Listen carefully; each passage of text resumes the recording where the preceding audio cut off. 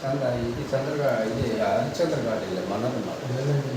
ओम नमः शिवाय शिव शिवादत्तालेश्वराय श्री कामाक्षिराय दिगेश பெருமாள் விஸ்வகர்மா ஸ்ரீ பசுமன் முத்துராமலிங்க தேவரைய திருவடியே நம. ஹரி ஓம் நம சிவாய சிவாதத்தாலேஸ்வராய ஸ்ரீ காமாட்சிதாய ஆதிகேச பெருமாள் விஸ்வகர்மா பசுமன் முத்துராமலிங்க தேவரைய அவருடைய திருவடியை நீங்கள் அவர் பாதத்தில் இருந்து நீங்கள் சிவாகர்மி அனுப்புக்கும் எல்லாருக்குலாம் பார்க்கும் பொழுது ரொம்ப மகிழ்ச்சியாக இருக்கிறேன். எல்லோரும் ஒன்று சேர்ந்து ஈகோ இல்லாமல் வாழணும், விட்டு கொடுக்கணும். நீ பெரியவன் நான் பெரியவன் சொன்னாக்கா அது வேலைக்கே ஆகாது, புரியுதா? ஒருத்தவங்க சொல்கிறாங்கன்னாக்கா யாரும் சின்னவராக இருக்கட்டும் பெரியவராக இருக்கட்டும் அதை கேட்கணும். மறுபடியும் போயிட்டு அந்த இதில் ஊந்தின்னு சொன்னால் 7 ஜென்மம் வந்து நீ என்ன பண்ணாலும் அந்த வட்டத்தை தான் போகணும். இந்த வட்டத்துக்கு அதே வட்டத்தை தான் போகணும். அப்படியே தொட்டில் பழக்கம் சுடுகாடு பரவாயில்லை மாறாதுன்னுவாங்க.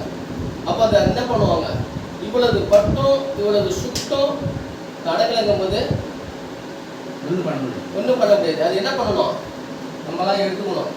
இனிமேல் இந்த வயசுலேருந்து நம்மளுக்கு மறுபடியும் நம்ம வந்து போயிட்டு இங்கே இந்த பாவங்களை செய்துட்டு மறுபடியும் ஒரு சான்ஸ் கொடுக்குறான்னு சொன்னால் என்ன பண்ணணும்? ஹலோ வெளியே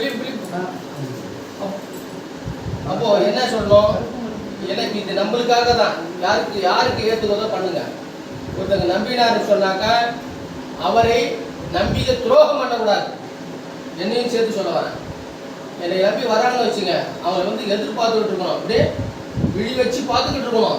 அவங்களுடைய காரியத்தை அவங்களுடைய நினைச்ச காரியத்தை முடிச்சுட்டு தான் மறுவேளைக்கு போகணும். அது எப்படி கோடான கோடி ரூபா வந்தாலும் சரி தான். நம்ம நம்பி ஒரு ஜீவன் வருகிறது. யார் வர்றார்? சிவன் வருகிறார். அப்படியே நான் வரைய அவங்களை பார்க்க வரையான்னு சொல்லும்போது என்ன பண்ணணும், அவங்களுக்கு வந்து வயிறார சாப்பாடு போட்டு உணவு போட்டு அவங்களை வாழ்த்துட்டு அடுத்தது என்ன கேள்வியை கேட்கணும். அதுதான் ஆன்மீகம். நானும் ஆன்மீகத்தில் இருக்கிறேன், நானும் அதான் பண்ணுறேன் அப்படின்னு சொல்லிட்டு வந்தாங்க அவங்களுக்கு ஏமாற்றுறதுடைய இது புரியுதுங்க. ஐயா உங்களை நம்பி நான் வரையா, எனக்கு மனசு கஷ்டமாக இருக்குது. என்ன பண்ணோம், எப்படியாப்பட்ட காரியம் இருந்தாலும் அவரை பார்த்து அவருக்கு வந்து தெளிவுபட்டு போனோம். தெளிவுபடினா தான் அவர் உண்மையில வந்து ஒரு சித்தராக இருக்க முடியும், ஒரு உண்மையாக இருக்க முடியும். இவ்வளோ உத்ராட்ச மாலையை நம்ம போட்டுக்கிட்டு நான் சுயநலத்துக்காக என் காரியம் நல்லா நடந்தாக்க நான் நல்லவன், இல்லைனாக்கா கெட்டவன் அப்படின்னு கூடாது. அவர் துரோகியாக இருந்தாலும் என்ன பண்ணணும், கூப்பிட்டு கட்டுப்பிடிச்சி இன்னும் பண்ணாதப்பா அப்படின்னு சொல்லிட்டு தான் ஆன்மீகத்தில் எங்களுடைய ஐயா பசுமன் முத்துராமலிங்க தேவரையா சொன்ன வாக்கு. தேசியமும் தெய்வீகமும், தேசியம் என்பது என்னுடைய ரத்தம், தெய்வீகம் என்பது என்னுடைய உடல் சொன்னார். அப்படியே அப்போதான் வந்து என்ன பண்ணாங்க, அவர் 2 சேர்த்துக்கிட்டாங்கல்ல, தேசியமும் தெய்வீகமும் என் 2 கண்கள் அப்படின்னு சொல்லிட்டு எம்ஜிஆர் சேர்ந்த உடனே ரெட்டையை தூக்கி உள்ள விட்டார். அப்போ அவரே சொன்னாரு உழைக்கணும். அதனால தான் பார்த்தீங்கன்னா எந்த ஒரு சொத்துக்கும் ஆசைப்படாம, எந்த சொத்துக்கு தன் ஒரு பெண்ணை கூட எடுத்து பார்க்காம அந்த மகான் இருந்தார். அதே மாதிரி வள்ளல் பெருமாள், சுபாஷ் சந்திர போஸ், இவங்கெல்லாம் வந்து தெய்வத்துக்கு சமம். அவங்களாம் இருக்காங்க. இல்லை யாராவது சித்தன் சொன்னாங்க யாரும் நம்புறாங்களா? இல்லை ஜாதியை பற்றி பேசுகிறான். ஜாதியே கிடையாது. ஜாதியே யாருன்னா கோயிலை உடைச்சிருப்பாங்களா? ஒரு ஆன்மீகவாதி ஒரு உத்ராட்சி போட்டுதுன்னா வணங்கணும். யாரும் மதிக்கிறாங்க. சுயத்துக்காக பணத்துக்காக போலி வேஷம் போட்டுக்கிட்டு என்ன பில்லி சூனியம் அப்படின்னு சொல்லிக்கிட்டு நான் தான் பண்ணிட்டுவேன் இதை பண்ண. ஏன் பில்லி சூனியத்தை எடுக்கிறீங்களா? ஏன் ஒரு கை இப்படி காமிச்சோன்னா தங்க கட்டிய கொடு, டெய்லி ஒரு 1000 ரூபாய் வந்து இது பண்ணி கொடு. சொல்லுங்க, எல்லாம் மாத்துறீங்கயா, எல்லாம் மாத்துறீங்க இல்லையா? அப்படி கண்ணை கொண்டு இருந்தா ஒரு 10 கிலோ தங்கம் தப்பா. இந்த ஒரு நாளைக்கு எங்க வந்து என்ன பண்ண வந்து 1000 ரூபாய் ஒவ்வொரு தடவை கூட்டு கொடு, 1000 ரூபாய் கொடுங்க. என் பணம்லாம் வரைக்க முடியாதா? சொல்லுங்க, கேட்கிற கேள்விக்கு பதில் கொடுங்க.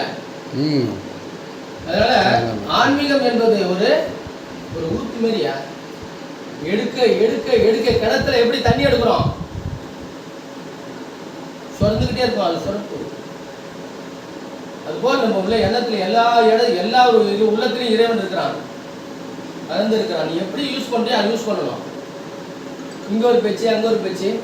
நீ பாப்பா அந்த சாமியார் இருக்கிறாருப்பா, இந்த சாமியார் போட்ட உடனே கொடுத்துருவாரா, அந்த சாமியார் போட்டு சரக்கு அடிக்கிறாருப்பா, இந்த சாமியார் பார்த்து கறி துண்டுறாருப்பா.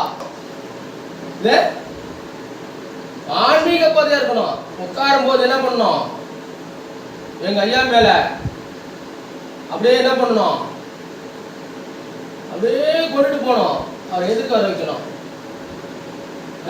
சிவன் மேல உட்காந்து வச்சுக்கோ, அப்படியே சிவன் வந்து தாண்டம் ஆடணும், அப்படியே ஆடணும்.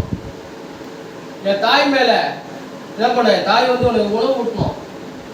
இப்படி நீ உள் மனசை கொண்டுட்டு போகும்போது தான் என்னாகும், நீ நல்லா இருப்பாய். நான் நல்லா இருக்கிறதுக்காக எல்லாத்தையும் இங்க வாங்க உங்களுக்கு பேய் பிடிச்சிச்சு, இங்க வந்து அப்படியே உங்க தலையெழுத்தை நான் மாத்துவேன். ஏற்கனவே பிரம்மா தலையெழுத்தை எழுதி போயிட்டான். பிரம்மா உன் எழுத்தை நான் பீச்சுக்கார இப்படி எழுதிட்டான். உன் மண்டை ஓட்டில் பார்த்தா தெரியும். அது மாற்ற முடியுமா?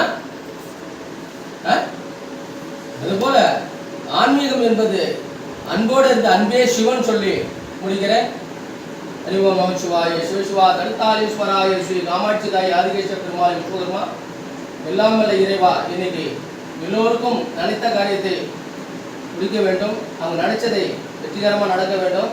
இந்த பொழுதிலே அமரகிறேன். ஓம் நமச்சிவாய.